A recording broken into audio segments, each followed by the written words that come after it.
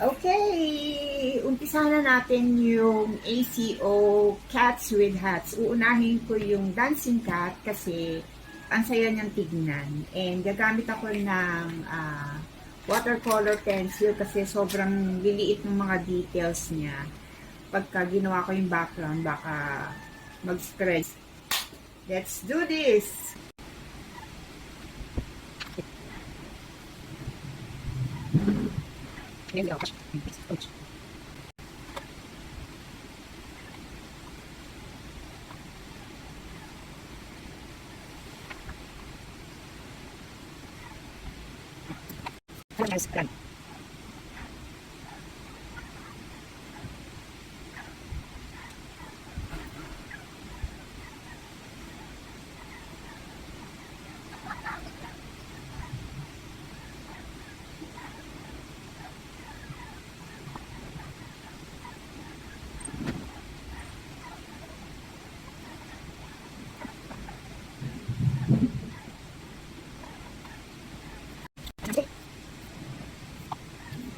Ito na siya.